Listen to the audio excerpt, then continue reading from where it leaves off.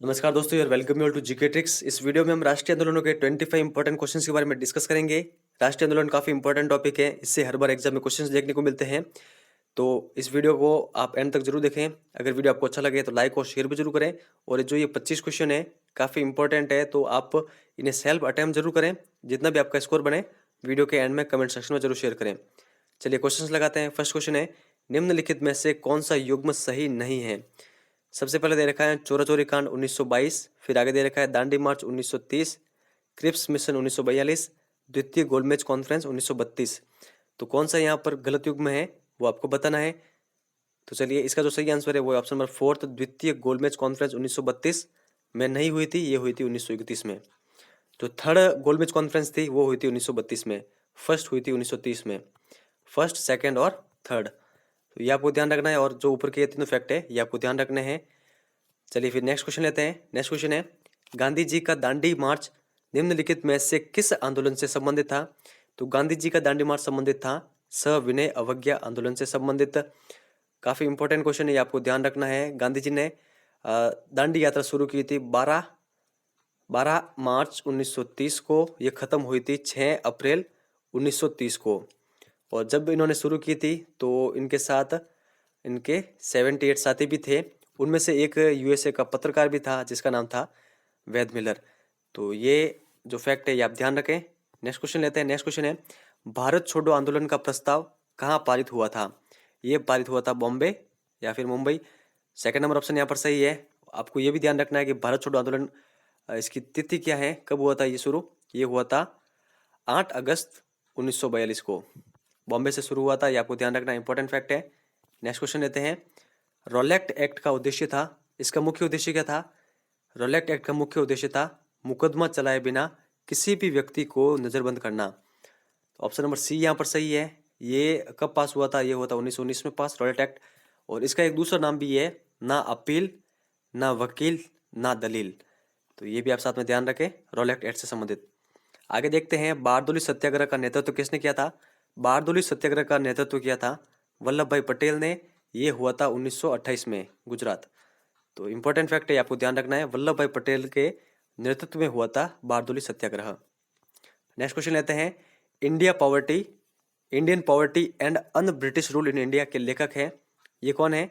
ये है दादा भाई नेहरू जी। इंपॉर्टेंट पुस्तक है, ये आपको ध्यान रखनी है। ये पुस्तक है दादा भाई नेहरू जी की।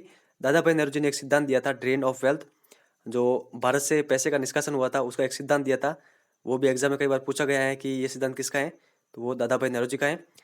इंपॉर्टेंट है, ये आपको ध्यान रखना। नेक्स्ट क्वेश्चन है, निम्न में से कौन सा आंदोलन चोरा चोरी कांड के कारण समाप्त हो गया था। तो चोरा चोरी कांड के कारण समाप्त किया था महात्मा गांधी ने असहयोग आंदोलन। काफी इंपॉर्टेंट क्वेश्चन है, ये आपको ध्यान रखना है। चोरा चोरी कांड के कारण महात्मा गांधी ने असहयोग आंदोलन को समाप्त कर दिया था। असहयोग आंदोलन की शुरुआत हुई थी तिलक की मृत्यु के साथ 1 अगस्त 1920 को, और ये समाप्त किया था गांधी जी ने 12 फरवरी 1922 को। इंपॉर्टेंट फैक्ट है, ये आपको ध्यान रखना है। फिर नेक्स्ट क्वेश्चन की ओर चलते हैं। नेक्स्ट क्वेश्चन दे रखा है, भारत छोड़ो आंदोलन के प्रस्ताव में निम्नलिखित में से कौन सा सिद्धांत शामिल नहीं था। स्वाधीनता जन्मसिद्ध अधिकार है, काम चलो सरकार का गठन, विश्व शांति एवं एकता का समर्थन, राष्ट्रमंडल से पृथक होने की स्वीकृति। तो यहाँ पर कौन सा सिद्धांत शामिल नहीं था भारत छोड़ो आंदोलन प्रस्ताव के तहत। ये है ऑप्शन नंबर 4, राष्ट्रमंडल से पृथक होने की स्वीकृति। तो बाकी इन तीनों का आप जरूर ध्यान रखें। आगे देखते हैं फिर, ये क्वेश्चन काफी इंपॉर्टेंट है। चंपारण विद्रोह के परिणाम स्वरूप सरकार को कौन सी पद्धति समाप्त करनी पड़ी थी। तो सरकार को समाप्त करनी पड़ी थी 3 कटिया पद्धति। 3 कटिया पद्धति क्या थी, ये थी भूमि के 3/20 भाग पर किसानों से जबरदस्ती नील की खेती करवाना। इंपॉर्टेंट है, आपको ध्यान रखना है। और ये सरकार ने बंद की थी 3 कटिया पद्धति चंपारण विद्रोह के परिणाम स्वरूप। और चंपारण विद्रोह कब हुआ था ये भी आप जरूर ध्यान रखें, ये हुआ था 1917 में। और सबसे पहले किन के कहने पर गांधी जी चंपारण आए थे। तो चंपारण गांधी जी आए थे राजकुमार शुक्ल के कहने पर। ये क्वेश्चन भी पूछा गया है, ये आपको ध्यान रखना है। आगे देखते हैं, गांधी जी ने भारत में प्रथम उपवास निम्नलिखित में से किस घटना के विरोध में किया था।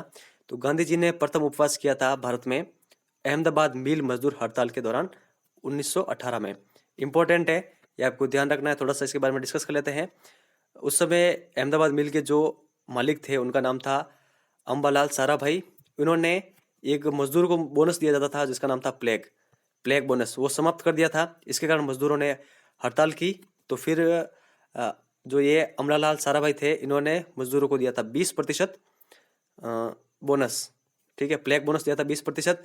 लेकिन फिर भी गांधी जी ने हड़ताल को जारी रखा और भूख हड़ताल जारी रखी।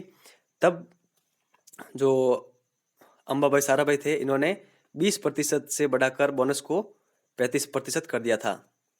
ये फैक्ट आप ध्यान रखें, इंपॉर्टेंट है। आगे देखते हैं, फिर आगे दे रखा है। इससे पहले थोड़ा सा ये भी देख लेते हैं कि जो चंपारण सत्याग्रह है वो 1917 में हुआ था। चोरा चोरी कांड की ये डेट आप जरूर ध्यान रखें, 5 फरवरी 1922। तो ये दोनों फैक्ट भी मैंने साथ में इंक्लूड किया ताकि आपको ध्यान रहे। और अहमदाबाद मिल मजदूर आंदोलन जो हड़ताल हुई थी वो हुई थी 1918 में। अब देखते हैं नेक्स्ट क्वेश्चन। महात्मा गांधी ने प्रथम नागरिक अवज्ञा आंदोलन निम्नलिखित में से किस घटना के पश्चात आरंभ किया था? तो यहाँ पर सविनय अवज्ञा आंदोलन का नहीं पूछ रहे हैं, ऐसा पूछ रहे हैं कि प्रथम नागरिक अवज्ञा आंदोलन किस घटना के पश्चात प्रारंभ किया था? तो गांधी जी ने यह प्रारंभ किया था रॉलेट एक्ट के पश्चात। इंपॉर्टेंट क्वेश्चन है, पूछा भी गया है, आपको ध्यान रखना है। रॉलेट एक्ट के बाद में गांधी जी ने प्रथम नागरिक अवज्ञा आंदोलन यानी असहयोग आंदोलन का शुरू की थी, असहयोग आंदोलन शुरू किया था। रॉलेट एक्ट आया था 1919 और असहयोग आंदोलन शुरू किया था 1 अगस्त 1920 में। इंपॉर्टेंट फैक्ट है, आप ध्यान रखें। आगे देखते हैं।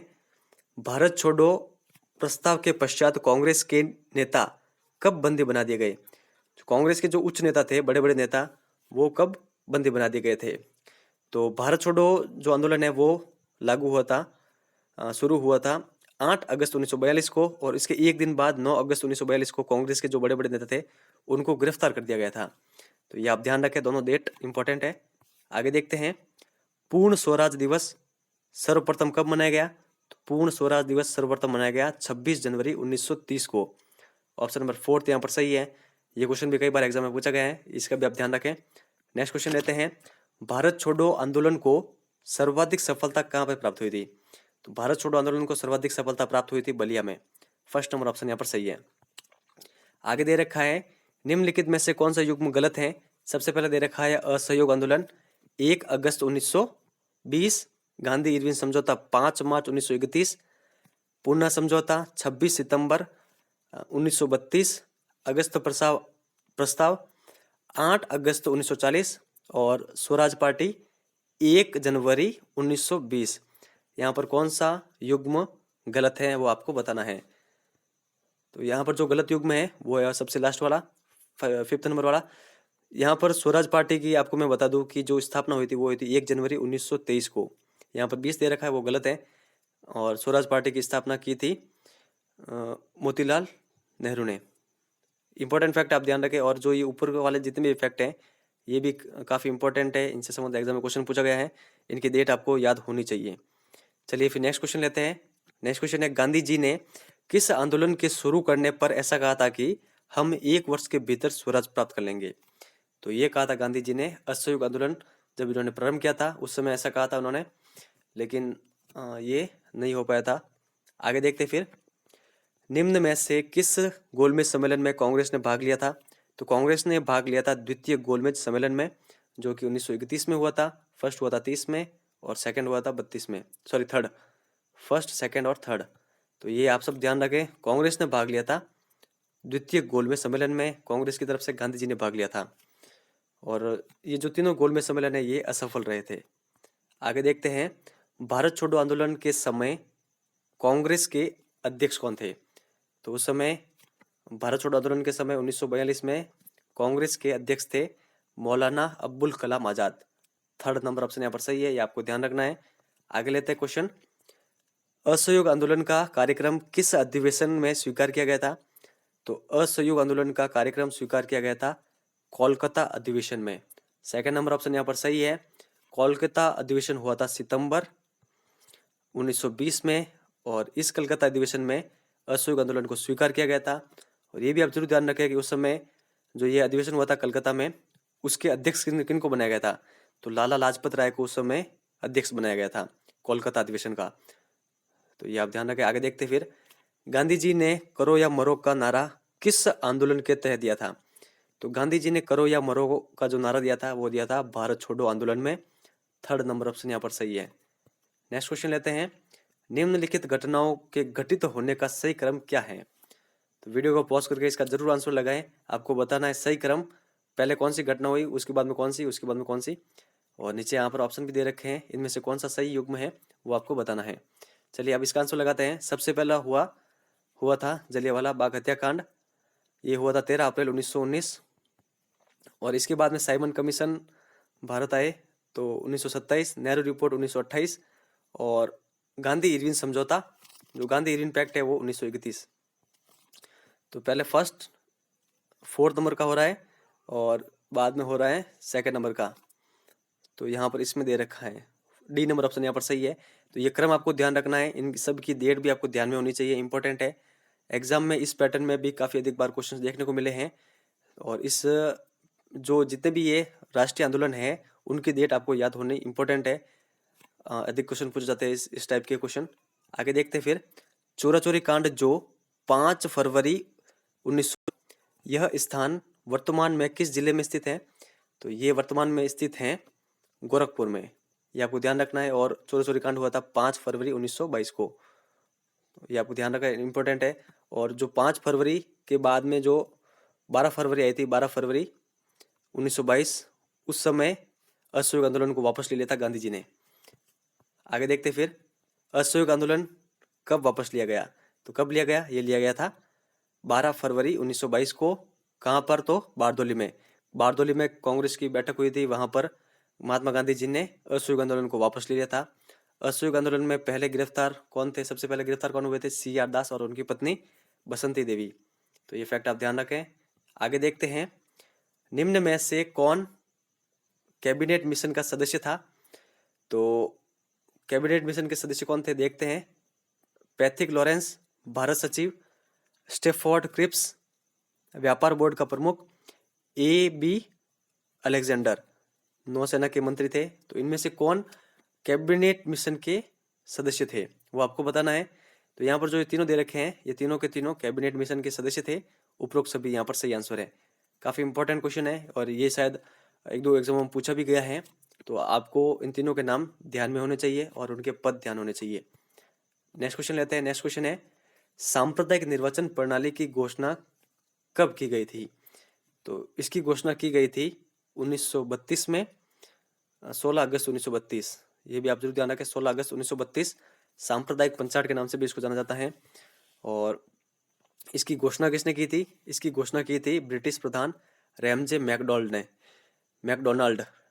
तो ये आप ध्यान रखें, इन्होंने दलितों के लिए पृथक निर्वाचन की घोषणा की थी। और इसके विरोध में गांधी जी ने पुणे की जो जेल है यरदवा जेल, उसमें भूख हड़ताल की थी। तो ये फैक्ट आप ध्यान रखें, इंपॉर्टेंट है। तो फ्रेंड्स ये थे हमारे 25 क्वेश्चन राष्ट्रीय आंदोलनों से। थोड़े बहुत एक्स्ट्रा फैक्ट है वो हम देख लेते हैं। यहाँ पर पुस्तक और समाचार पत्र दे रखे हैं, तो देखते हैं। फर्स्ट दे रखा है, इंडिया विंस फ्रीडम। विंस का अर्थ होता है जीतना। तो इंडिया विंस फ्रीडम नामक पुस्तक के लेखक कौन है? तो इसके लेखक है मौलाना अब्दुल कलाम आजाद। इंपॉर्टेंट पुस्तक है इंडिया विंस फ्रीडम। आगे दे रखा है, बहिष्कृत भारत एवं जनता समाचार का संपादन किसने किया था? तो भीमराव अंबेडकर ने किया था। इंडियन यूनियन और हिंदुस्तान, इन पत्रों का संपादन किसने किया? तो मदन मोहन मालवीय ने। और यहाँ पर आगे पुस्तक दे रखी है, the first war of Indian independence. ये बुक किसकी थी? ये थी VD सावरकर की। इंपॉर्टेंट है, the first war of Indian independence, VD Savarkar. आगे जो पुस्तक दे रखी है वो है young India book. Young India किसकी पुस्तक है? लाला लाजपत राय की पुस्तक है। और एक यंग इंडिया नाम से समाचार पत्र भी संचालित होता था, जिसका संपादन कौन करते थे? महात्मा गांधी। और ये एक साप्ताहिक समाचार पत्र था जो कि महात्मा गांधी द्वारा संपादित किया जाता था। तो फ्रेंड्स ये जितने भी फैक्ट है ये आपको ध्यान रखना इंपॉर्टेंट है, इनसे संबंधित भी एग्जाम में क्वेश्चन पूछा गया है। तो फ्रेंड्स आई होप आपको ये वीडियो अच्छा लगा होगा। अगर अच्छा लगा है तो अपने अधिक से अधिक फ्रेंड के साथ शेयर करके हमें सपोर्ट जरूर करें। और आपको नेक्स्ट वीडियो जिस भी टॉपिक पर चाहिए कमेंट सेक्शन में लिख कर जरूर बताएं, हम उस पर जल्दी आपको वीडियो प्रोवाइड कराएंगे। तो फ्रेंड्स इस वीडियो में बस इतना ही है। Thank you very much for discussion.